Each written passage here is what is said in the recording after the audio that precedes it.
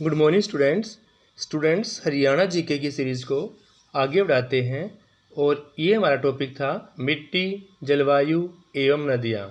तो इसमें आपके दो टॉपिक कंप्लीट हो चुके हैं, मिट्टी भी और मिट्टी के साथ साथ जलवायु भी। आज हम शुरू करने जा रहे हैं नदी वाला टॉपिक। तो नदियाँ जो हरियाणा की हैं वो सारी आज हम इस वीडियो के अंदर कवर करेंगे स्टूडेंट्स। तो शुरू करते हैं आज की क्लास। आर्य, सरस्वती एवं दृशदत्ती नदियों को बहुत सम्मान एवं पूजनीय दृष्टि से देखते थे। यानी जो आर्य समाज के लोग थे, जो आर्य थे, इसका मतलब श्रेष्ठ है, वो सरस्वती और दृशदत्ती नदियों को बड़े ही सम्मान और बड़े ही पूजनीय दृष्टि से देखा करते थे। ऋग्वेद में दृशदत्ती नदी को चेतांग का नाम दिया गया है और सरस्वती एवं आपका के साथ मिलकर ये नाम उनका आया है। यानी कि ऋग्वेद में दृशदत्ती नदी का नाम सरस्वती एवं आपगा के साथ मिलकर आया है। कहने का मतलब है कि ऋग्वेद में जो चेतांग नदी है उसी का नाम दूसरा क्या है, दृशदत्ती नदी है। इसका नाम सरस्वती और आपगा नदी के साथ मिलकर यहाँ पर जिक्र किया गया है। प्राचीन काल से अनार्य लोग दृशदत्ती नदी को क्या कहते थे, गारा कहते थे। प्राचीन समय की बात है जब जो आर्य नहीं थे, अनार्य लोग दृशदत्ती नदी को क्या कहा करते थे, गारा के रूप में जानते थे। हरियाणा में दो प्रकार के अपवाह तंत्र हैं। एक आपका उत्तरी अपवाह तंत्र है और दूसरा है दक्षिणी अपवाह तंत्र। तो हरियाणा में दो प्रकार के अपवाह तंत्र हैं, उत्तरी अपवाह तंत्र और उसके साथ दक्षिणी अपवाह तंत्र। उत्तरी अपवाह तंत्र में यमुना, सरस्वती एवं घग्गर नदी प्रमुख नदी है। इसमें उत्तरी अपवाह तंत्र में यमुना के साथ सरस्वती एवं घग्गर नदी प्रमुख है और घग्गर की सहायक नदियों में मारकंडा, राक्षी नदी एवं चेतांग नदी प्रमुख नदी गिनी जाती हैं। घग्गर की सहायक नदियों में मारकंडा नदी, राक्षी नदी और चेतांग नदी प्रमुख नदी गिनी जाती हैं। यमुना नदी हिमालय की बंदरपुर चोटी पर यमुनोत्री नामक हिमनद से 6300 मीटर की ऊंचाई से निकलती है। कहने का मतलब है भाई, यमुना नदी हिमालय की बंदरपुर चोटी से यमुनोत्री नामक हिमनद से कहाँ से निकलती है, यमुनोत्री नामक हिमनद से 6300 मीटर की ऊंचाई से निकलती है। दोबारा देखते हैं। कहने का मतलब है कि आर्य लोग सरस्वती एवं दृशदत्ती नदियों को बहुत सम्मान एवं पूजनीय दृष्टि से देखा करते थे। ऋग्वेद में दृशदत्ती नदी का नाम चेतांग, सरस्वती एवं आपगा के साथ मिलकर जिक्र किया गया है। प्राचीन काल से जो अनार्य लोग हुआ करते थे वो दृशदत्ती नदी को गारा के नाम से देखा करते थे। हरियाणा में दो प्रकार के अपवाह तंत्र हैं, उनके नाम है भी, एक का उत्तरी अपवाह तंत्र, दूसरे का है दक्षिणी अपवाह तंत्र। तो उत्तरी अपवाह तंत्र में यमुना, सरस्वती एवं घग्गर नदी प्रमुख है और जो घग्गर की सहायक नदी है उसमें मारकंडा नदी के साथ राक्षी नदी और चेतांग नदी भी प्रमुख नदी गिनी जाती हैं। यमुना नदी हिमालय की बंदरपुर चोटी पर यमुनोत्री नामक हिमनद से 6300 मीटर की ऊंचाई से निकलती है। कहाँ से निकलती है अभी, 6300 मीटर की ऊंचाई से निकलती है। कहने का अभिप्राय है यमुना नदी के बारे में कि भी यमुना नदी यमुनानगर जिले में कलेसर नामक स्थान से उत्तर में हरियाणा में प्रवेश करती है। कि भी यमुना नदी जो है वो यमुनानगर जिले में जो कलेसर जगह है, यमुनानगर जिले में कलेसर नामक स्थान से उत्तर में हरियाणा में प्रवेश करती है। हरियाणा में यमुना नदी सर्प की चाल की तरह बहती है। हरियाणा में यमुना नदी जो है वो सर्प की चाल की तरह बहती है। क्वेश्चन ये पूछ सकते हैं भाई, हरियाणा में सर्प की चाल की तरह कौन सी नदी बहती है, तो वो आपकी यमुना नदी।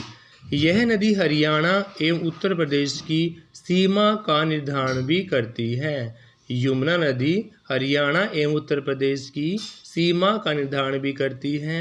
यमुना कलेसर से दक्षिण बहते हुए गुफित, जिसको हम बीड़ बोलते हैं, इस नदी में जाकर मिल जाती हैं और इसका पार्ट चौड़ा होता चला जाता है। कहने का मतलब है भाई, यमुना कलेसर से दक्षिण में बहते हुए गुम्फित नामक स्थान में बीड़ नदी मिल जाती है और इसका पार्ट फिर वहाँ जाकर चौड़ा हो जाता है।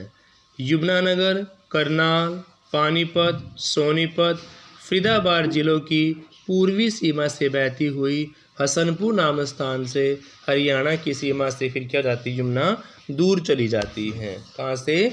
हसनपुर नामक स्थान से हरियाणा की सीमा से दूर चली जाती है यमुना नदी। यानी कि यहाँ कहने का मतलब है, यमुना नदी यमुनानगर, करनाल, पानीपत, सोनीपत, फरीदाबाद जिलों की पूर्वी सीमा से बहती हुई हसनपुर नामक स्थान से, कहाँ से निकाली गई भाई? हसनपुर नामक स्थान से हरियाणा की सीमा से दूर जाती हैं। हरियाणा की 328 किलोमीटर लंबी पूर्वी सीमा यमुना नदी द्वारा बनती है। क्या कहने का मतलब यहाँ पर कि जो हरियाणा की 328 किलोमीटर लंबी पूर्वी सीमा है, कितनी भाई? 328 किलोमीटर लंबी पूर्वी सीमा यमुना नदी के द्वारा बनती हैं। फिर है सोम, जिसको हम सोमबा भी बोलते हैं। बड़ी एवं पथराला यमुना की 3 सहायक नदियाँ, कितनी भाई? 3 सहायक नदियाँ हैं। कौन कौन सी है वो? सोम, बड़ी, पथराला, 3 नाम आपको याद रखने हैं। एक सोम, जिसको हम सोमबा के नाम से भी जानते हैं, दूसरी है बड़ी और तीसरा है पथराला।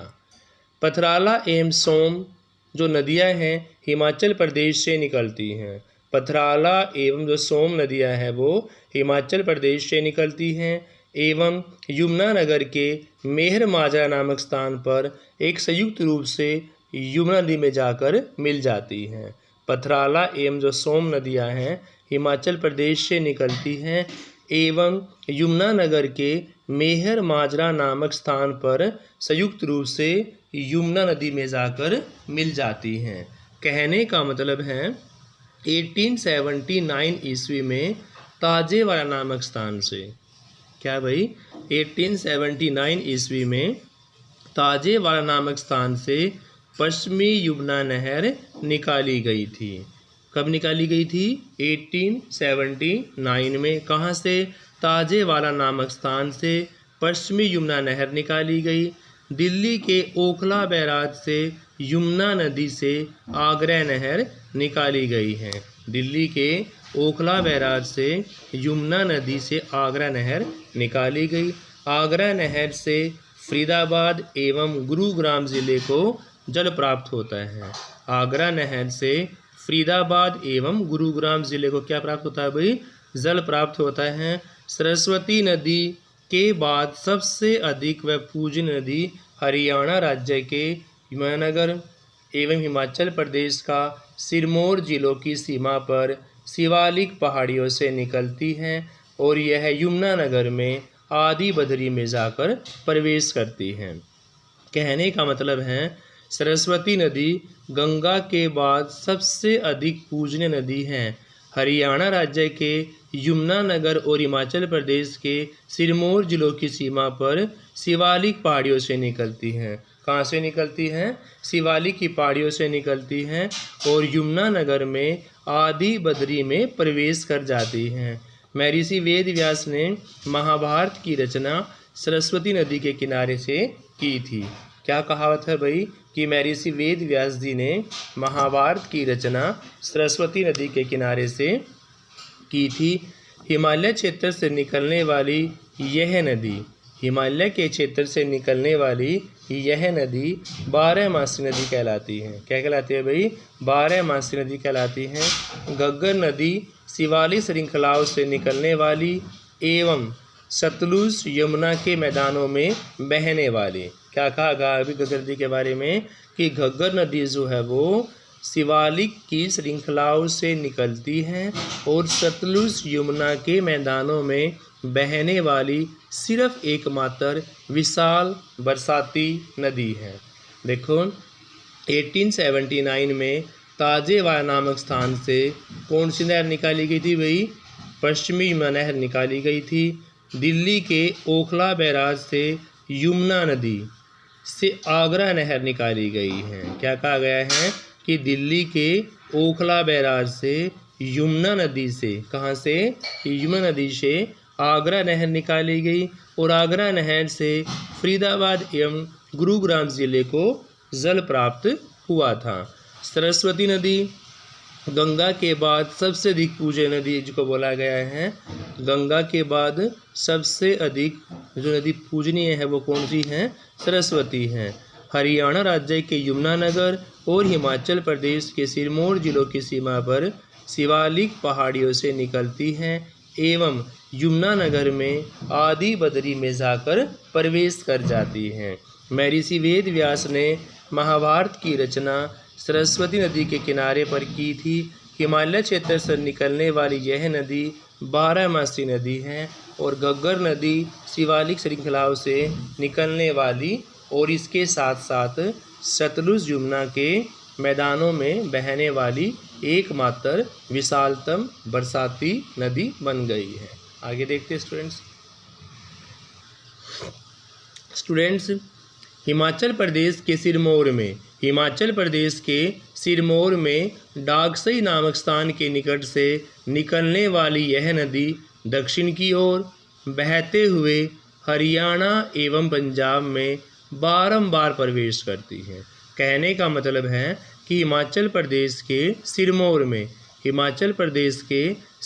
में डागसई नामक स्थान से निकलने से यह नदी दक्षिण की ओर बहते हुए, कहाँ बहते हुए भी? दक्षिण की ओर बहते हुए हरियाणा एवं पंजाब में बारंबार प्रवेश करती है। पंचकूला, कैथल, अम्बाला, सिरसा एवं फतेहाबाद। पंचकूला, कैथल, अम्बाला, सिरसा एवं फतेहाबाद हरियाणा में इसके बहाव क्षेत्र हैं। घग्गर नदी लगभग 291 किलोमीटर बहने के बाद राजस्थान की धरती में विलीन हो जाती हैं। कहने का मतलब ये है कि जो घग्गर नदी है लगभग 291 किलोमीटर बहने के बाद राजस्थान की धरती में विलुप्त हो जाती है। घग्गर नदी के द्वारा निर्मित जो बाढ़ के मैदान हैं उन बाढ़ के मैदानों को नैली कहते हैं। घग्गर के द्वारा बनाए गए बाढ़ के मैदानों को नैली कहते हैं। झाझरा एवं कौशल्या नदी दो प्रमुख इसकी सहायक नदियों के नाम हैं। झाझरा एवं कौशल्या इसकी दो प्रमुख सहायक नदियों के नाम हैं। घग्गर में सहायक अनेक छोटे छोटे नाले, घग्गर में जो सहायक है अनेक छोटे छोटे नाले, इन छोटे छोटे नालों को हम चो के नाम से जानते हैं। घग्गर में सहायक अनेक छोटे छोटे नाले हैं, इन छोटे छोटे नालों को चो कहते हैं। पंजाब के संगरूर से घग्गर नदी से जोया नामक एक नाला निकाला गया है एवं हरियाणा के सिरसा में पुण्य घग्गर नदी में मिल जाता है। पंजाब के संगरूर से घग्गर नदी से जोया नामक एक नाला निकाला गया है एवं हरियाणा के सिरसा में पुण्य घग्गर नदी में वह नाला मिल जाता है। घग्गर नदी से संबंधित एक अन्य नाले का नाम सूकर या सकरा है। घग्गर नदी से संबंध रखने वाला एक अन्य नाले का नाम सूकर नाला या सकरा नाला है। राक्षसी नदी एक बरसाती नदी है। राक्षसी नदी एक बरसाती नदी है। राक्षसी नदी यमुनानगर के बिलासपुर गांव से निकलती है। राक्षसी नदी यमुनानगर के बिलासपुर, इसको हम शाहपुर गांव भी बोल सकते हैं, वहाँ से निकलती है। कौन सी? राक्षसी नदी। कहाँ से? यमुनानगर के बिलासपुर, इसको हम शाहपुर के नाम से जानते हैं, शाहपुर गांव से निकलती हैं। राक्षसी नदी दक्षिण पश्चिम दिशा में बहती है। राक्षसी नदी दक्षिण पश्चिम दिशा में बहती है। और लाडवा नामक स्थान पर चेतांग नदी में जाकर मिल जाती हैं। राक्षस नदी का पाट स्थायी है। मारकंडा नदी हिमाचल प्रदेश के धरतीधर नामक पहाड़ियों के दक्षिण ढाल से निकलती हैं। कहने का मतलब है भी मारकंडा नदी हिमाचल प्रदेश के धरतीधर नामक पहाड़ियों में दक्षिण ढाल से निकलती है। मारकंडा नदी अम्बाला में काला आम नामक स्थान पर हरियाणा में प्रवेश करती है। मारकंडा नदी अम्बाला में जो काला आम जगह है वहाँ से हरियाणा में प्रवेश करती है। और मारकंडा नदी जो है वो पेहवा जगह का नाम क्या है, अरुणाए गांव है, सनीसा झील में सरस्वती नदी में मिल जाती है। मारकंडा नदी पेहेवा गांव का नाम क्या है, अरुणाए गांव है। और वह झील कौन सी है, सनीसा झील है, वहाँ सरस्वती नदी में जाकर मिल जाती हैं। तो स्टूडेंट्स, नदियों का जो टॉपिक हमारा यहाँ इस वीडियो में कंप्लीट नहीं होता, यह 2 वीडियो में कंप्लीट होगा। तो इसलिए इस टॉपिक को आज यहीं ख़त्म करते हैं। जो नदियों का टॉपिक रहता है बाकी उसको हम अगली वीडियो में कवर करेंगे। Thank you students, have a nice day. Please class को लाइक से अवश्य करें। Thank you students.